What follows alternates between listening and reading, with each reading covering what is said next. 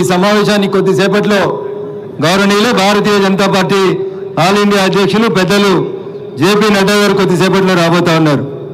వేదిక మీద ఉన్నటువంటి పెద్దలు గౌరవనీయులు కేంద్ర హోంశాఖ సహాయ మంత్రి వర్యులు బండి Sanjay Kumar garu, Bharatiya Janata party OBC Morcha all India అధ్యక్షులు గౌరవనీయులు రాజ్యసభ సభ్యులు డాక్టర్ కె లక్ష్మణ్ గారు, వేదిక మీద ఉన్నటువంటి గౌరవ శాసనసభ్యులు, పార్లమెంట్ సభ్యులు, మాజీ మంత్రులు, మాజీ శాసనసభ్యులు, మాజీ పార్లమెంట్ సభ్యులు, భారతీయ జనతా పార్టీ రాష్ట్ర పదాధికారులు, వేదిక ముందున్నటువంటి ప్రింట్ ఎలక్ట్రానిక్ మీడియా మిత్రులు, భారతీయ జనతా పార్టీ ఆత్మీయ కుటుంబ సభ్యులందరికీ పేరు పేరున కాంగ్రెస్ ఏడాది పాలన సందర్భంగా ఏడాది పాలనందామా ఏడాది దినమందా అనేటువంటి చర్చని ప్రారంభించాల్సిందిగా గ్రామాల లోపల కార్యకర్తలందరూ కూడా సవినయంగా అప్పీల్ చేస్తా ఉన్నాం. ఏం మారింది? ఒక నియంత పాలనకి చరమగీతం పాడితే ఏడాదిలో తెలంగాణలో ప్రజాపాలన వచ్చింది, ప్రజల బతుకు లోపల మార్పులు వచ్చినాయి, ప్రజల జీవన విధానం లోపల ఎక్కడైనా మార్పు వచ్చిందా అనే అంశం మీద ఒక చర్చను తీసుకుంటే విగ్రహాల రూపాలు మారుతూ ఉన్నాయి, పార్టీల జెండాల కలర్ల రూపాలు మారుతూ ఉన్నాయి తప్ప ఏం మారలేదు. తెలంగాణని ఇచ్చినటువంటి సోనియా గాంధీని ఒకప్పుడు బలిదేవత అని చెప్పి మాట్లాడినటువంటి రేవంత్ రెడ్డి గారు ఆ బలిదేవత పుట్టినరోజు మార్చిన తెలంగాణ తల్లి విగ్రహం పెట్టి దాంట్లో కూడా మళ్ళీ మన నెత్తి మీద చెటగోపురం పెట్టేందుకు వాళ్ళ కాంగ్రెస్ పార్టీ గుర్తు హస్తం గుర్తుని ఆ విగ్రహం లోపల పెట్టుకుంటున్నారు తప్ప కొత్తగా ఏం మార్పు రాలేదు. అందుకని ఇలా తెలంగాణ సమాజం ఆలోచించాలి. బీఆర్ఎస్ పార్టీకి కాంగ్రెస్ పార్టీకి మధ్యలో ఏమన్నా తేడా ఉందా అంటే అప్పుడు ఒక్క కుటుంబం దోసుకుంటుండే, ఇప్పుడు డజన్ల కొద్ది కుటుంబాలు దోసుకుంటా ఉన్నాయి తప్ప పెద్ద తేడా అంటూ కాంగ్రెస్ కి టీఆర్ఎస్ కి మధ్యలో ఏం లేదు.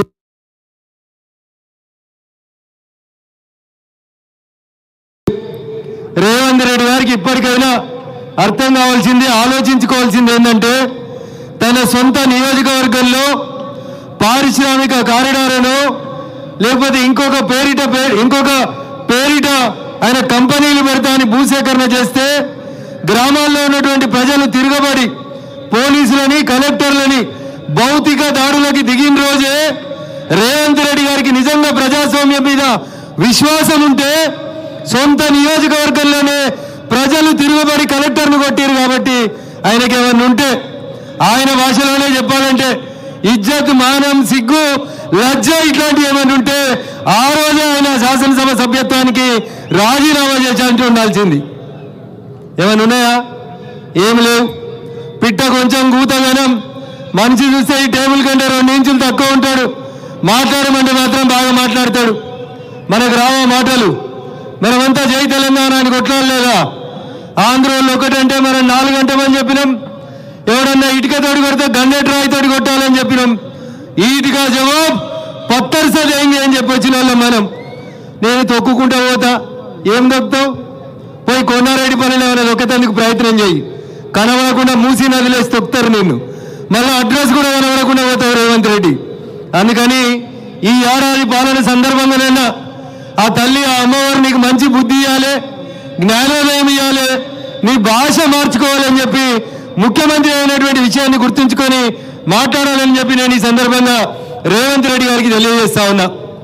కాంగ్రెస్ పార్టీ పిసిసి అధ్యక్షునిగా ఓ 42 పేజీల పుస్తకాన్ని వేసిండు రేవంత్ రెడ్డి.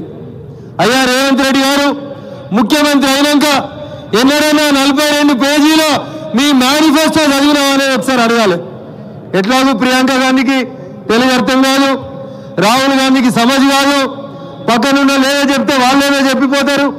అందుకని ఎప్పుడన్నా నీ 42 పేజీల మేనిఫెస్టో ఒక్కసారి నువ్వు చదివి చూడు. ఆ మేనిఫెస్టోలో రైతులకి, గిరిజనులకి, దళితులకి, నిరుద్యోగ యువకులకి మీరు చేస్తా అని చెప్పి అటు సోనియమ్మ నోటో, ఇటు ప్రియాంక గాంధీ నోటో, అటు రాహుల్ గాంధీ నోటో పలికించినటువంటి చిలుక పలుకుల్లో ఏ ఒక్క పలుకునైనా మీరు ఈ రోజు దాకా అమలు చేసి రాలే. దయచేసి ఒక్కసారి రేవంత్ రెడ్డి ఆలోచించుకోవాలి. ఆయన అంటాడు కిషన్ రెడ్డి గారు కాదు మోడీ గారు రావాలని నాతో చర్చగా అడుగుతాడు. నేను అడుగుతున్నా రేవంత్ రెడ్డి గారు, నీ మేనిఫెస్టో 42 పేజీలు తీసుకొని నీకు నచ్చిన అమరవీరుల స్తూపం 1968లో కట్టిన అమరవీరుల స్తూపంకి వస్తావా, లేకపోతే కేసీఆర్ కట్టిన కొత్త అమరవీరుల స్తూపం కాడికి వస్తావా, లేదా నీకు నచ్చిన స్థలం ఎంపిక చేసుకో, లేదా లగచర్లకు రమ్మంటే కూడా లగచర్లకు మేము వస్తాం. కానీ 42 పేజీల కాంగ్రెస్ మేనిఫెస్టో మీద బహిరంగ చర్చ చేసేటువంటి దమ్ము ధైర్యం రేవంత్ రెడ్డికి ఉందా అనేది ఒకసారి ఆలోచించాలి. ఏమీ లేదు, మాట్లాడితే బెదిరించడం, బుల్జో చేయడం, పోలీసు కేసులు పెట్టడం, ఒక నియంత పోయిందనుకుంటే ఇంకో నియంత రూపం లోపల వచ్చి కొత్త కొత్త బూతు పదాలని తెలంగాణ సమాజానికి పరిచయం చేస్తారు తప్ప వీళ్ళ దగ్గర కొత్త ఏం లేదు. అందుకనే దయచేసి తెలంగాణ సమాజం ఆలోచించాలి. కాంగ్రెస్ బీఆర్ఎస్ ఈ రెండు కూడా ఒకటే తాను ముక్కలు. ఈ పదం నేను ఎందుకు చెప్తున్నా అంటే టీఆర్ఎస్ అధికారంలో ఉన్నప్పుడు కాంగ్రెస్ పార్టీ గుర్తు మీద గెలిచిన ఎమ్మెల్యేలు పోయి టీఆర్ఎస్ కండువా కప్పుకుంటారు. టీఆర్ఎస్ అధికారం కోల్పోయి కాంగ్రెస్ అధికారంలోకి రాగానే మళ్ళా గులాబీ కండువా కప్పుకున్నటువంటి ఎమ్మెల్యేలు కాంగ్రెస్ పార్టీలోకి వచ్చి కండువాలు కప్పుకుంటారు. ఏం మారిందంటే అప్పుడు ఒక రంగు ఉండే, ఇప్పుడు 3 రంగులకు మారిండ్రు. మళ్ళా 2 రోజులైతే ఇటు నుంచి అటు, ఇటు నుంచి ఇటు తప్ప ఇంకొకటి ఏం మార్పు రాలేదు. అందుకని తెలంగాణ విఘ్నులైనటువంటి సమాజం ముందు మనం ఉంచాల్సినటువంటి ప్రశ్నలు రెండు. కాంగ్రెస్ కి టీఆర్ఎస్ కి మధ్యలో ఏమన్నా తేడా ఉందనే ఒకసారి ఆలోచించాలి. మల్లన్న సాగర్ లో భూమి తీసుకుంటే ఆ రోజు టీఆర్ఎస్ పార్టీ గట్టే పోలీసులను బట్టి రైతుల మీద లాఠీచార్జ్ చేసి భూములను తీసుకుంది. పేరు మారింది, ఊరు మారింది. మల్లన్న సాగర్ పోయి లగచర్లకు వచ్చినాం.